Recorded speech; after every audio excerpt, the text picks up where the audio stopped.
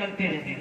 चलते चलते कुछ दूर जब गए तो देखा कि सेब का एक बागीचा है और उस बागीचे का एक पेड़ नहर के किनारे लगा है और उस पेड़ का टेहुनिया पानी के ऊपर और उस टेहुनी में फल लटक रहा है जो पानी पर। तो आपने ये ख्याल किया कि हो सकता है कि उसकी टेहुनी का जो फल पानी पे लटक रहा है, हो सकता है कि हवा के झोंके में इसी से टूट करके और बहता हुआ जा रहा हो, जो मैंने उठा के खा लिया। तो आपने सोचा कि बागीचे में जाया जाए, पता किया जाए कि इस बागीचे का मालिक कौन है। खुदा की रहमत देखे, अल्लाह की शान देखे कि जब आप उस बागीचे में गए और जब आपने पता किया तो पता चला कि ये बागीचे का मालिक भी अल्लाह के बहुत बड़े बड़े हजरत मूसा जंगी दोस्त जो हुजूर वासे आजम के वालिद गिरामी, आप भी वली हैं और बागीचे का जो मालिक है वो भी वली है। तो एक पढ़ा लिखा इंसान पढ़े लिखे को ही पहचान सकता है, एक जाहिल पढ़ा लिखा को नहीं भाप सकता है। तो इसी तरीके से कोई आलिम दूसरे आलिम को परख सकता है कि ये कितना पढ़ा। कोई वली दूसरे वली को पहचानना, वली ही पहचान सकता है, दूसरा नहीं पहचान सकता।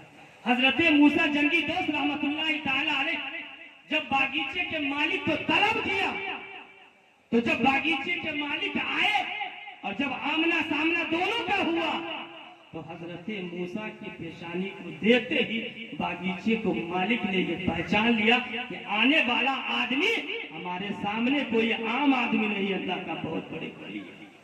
पहचान लिया पेशानी से। कहा कि बताएं कैसे आपने मुझे तलब किया।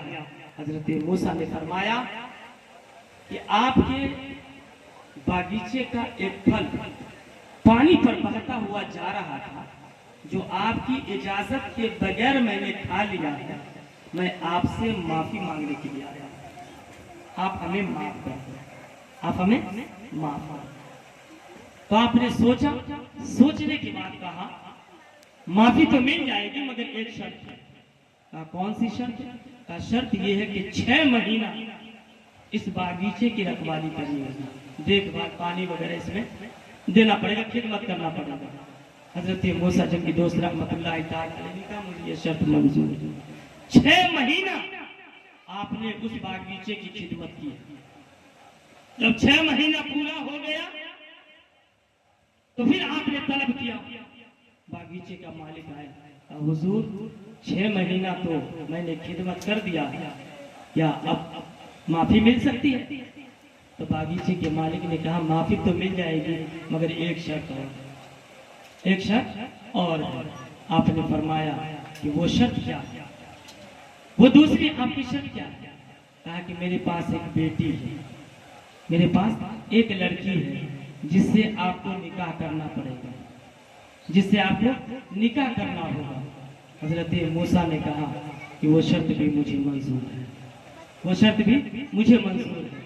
कहा कि मंजूर करने से पहले चंद बातें, मेरी बेटी के अंदर जो ऐब है, मेरी बेटी के अंदर जो ऐब है उस ऐब को पहले सुन लीजिए। कहा कौन सी ऐब है? कहा ऐब ये है कि मेरी बेटी है, मेरी बेटी है, हाथ से वो लुल्ली है, पैर से वो लंगड़ी है, जबान से गोंगी है, आंख से अंधी है, कान से बहरी है। ये सारी ऐबें मेरी बेटी के अंदर पाई जाती है, ये सारी ऐब मेरी बेटी के अंदर पाई जाती है, उससे आपको निकाह करना पड़ेगा। अब गौर करें, इतनी सारी ऐब हजरत मूसा जंगी दोस्त रहमतुल्लाहि ताला अलैह के सामने रखा गया। आज हम अपने मुआशरे को भी देख ले कि हमारे सामने अगर कोई बच्ची बैठी है, अगर थोड़ी सी सांवली भी है तो कहते नहीं मुझे पसंद नहीं है, अगर थोड़ी सी हाइट कम है ये भी नहीं चलेगा, हाइट अगर ज्यादा है वो भी नहीं चलेगा। लेकिन हजरत मूसा जंगी दोस्त रहमतुल्लाहि ताला अलैह के सामने इतनी सारी ऐबों को रखा गया है ताकि अब सोच करके बताइए कि आप इसे कबूल करते हैं या नहीं। अगर कबूल आपने कर लिया तो माफी मिल जाएगी, अगर आपने कबूल नहीं किया तो माफी नहीं मिलेगी। दोनों तो वली है, दोनों तो अल्लाह वाले हैं। हजरत मूसा ने थोड़ी देर के लिए सोचा कि यह जिंदगी है और जिंदगी गुजारनी है एक साथ, इतनी सारी ऐब है, कैसे गुजारना। थोड़ी देर के लिए आपने सोचा, लेकिन फिर जब आपने आंखों को अब बंद किया, मुराकबे में आप चले गए, तो अक्ल ने यह फैसला, इश्क ने यह फैसला कर दिया, अरे ये जिंदगी तो फानी है, जिंदगी ये फानी है, चंद दिनों की जिंदगी है, बाकी की जिंदगी तो हमें वहां गुजारनी है। फैसला कर लिया, मुझे यह शर्त मंजूर है। सीधा ये सुन ले, मूसा जंगी दोस्त रहमतुल्लाह ताला अलैह ने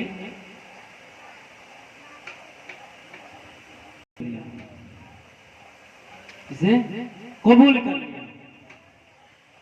जब आपने कबूल कर लिया तो एक वक्त मुतअय्यन हुआ, वक्त मुतअय्यन पर आपका निकाह हुआ। जब निकाह हुआ, रुखसती हुई, तो जब हजरत मूसा रात के सन्नाटे में जब अपनी बीवी से मुलाकात करने के लिए जब घर के अंदर दाखिल होते, तो हजरत मूसा ने जब पहला कदम घर के अंदर डाला, वैसे ही अंदर से सलाम का पैगाम मिल गया, सलाम मिल गया। जैसे ही सलाम की आवाज हजरत मूसा के कानों में पहुंची, तो आपने वो कदम बाहर खींच लिया, पलट गए। पलटने के बाद फिर दोबारा कदम आपने घर में रखा नहीं, चले गए वहीं उसी बागीचे में चले गए। अब जो आपके ससुर थे उनको फिर बुलाया, जो बागीचे का मालिक था उन्हें बुलाया। बुलाने के बाद कहा कि आप एक बात बताएं, निकाह से पहले जो आपने बताया कि मेरी बेटी जबान की गूंगी है, तो उसने सलाम कैसे किया? जो जबान की गूंगी है उसने सलाम कैसे किया? दिगर ऐबों को आपने बताया, लेकिन मैंने देखा कि उसके अंदर तो कोई ऐब नहीं पाई जाएगी। आंख से दिख रही है, जबान से बोल रही है, हाथ भी महफूज है, पैर भी महफूज है। तो उन्होंने जवाब दिया कि मूसा, जो ऐब मैंने अपनी बेटी का आपके सामने जाहिर किया था वो हकीकत है, वो सच है। कहा वो कैसे? कहा कि मैंने बेटी को इसलिए कहा था कि मेरी बेटी पैर की लंगड़ी है कि आज तक मेरी बेटी घर से बाहर कदम नहीं निकाली।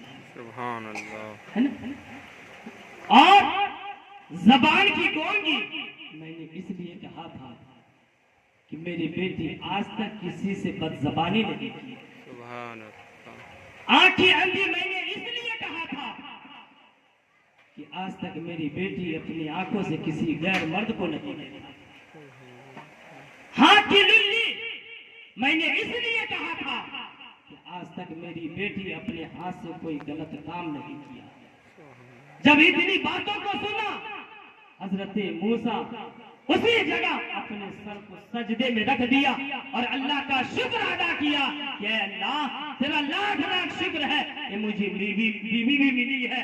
तो ऐसी मिली है, उसी बीवी से हुजूर गौसे आजम रज़ी अल्लाह ताला अन्हु पैदा होते हैं, जो अपनी माँ के पेट से जब बाहर आते हैं तो 15 पारा का हाफिज़ कुरान भर करके आते हैं। मैं कहता हूँ कि आज भी औरत अगर कुरान की तिलावत करने लगे, नमाज की पाबंद हो जाए, तो वो हसन हुसैन तो नहीं बन सकता है, मगर गुलाम हुसैन तो जरूर बन सकता है। बेशक, सुभान अल्लाह। गुलाम ख्वाजा तो जरूर बन सकता है, गौसे पाक तो नहीं बन सकता है, मगर गौसे पाक का तो गुलाम तो बन सकता है। बेशक।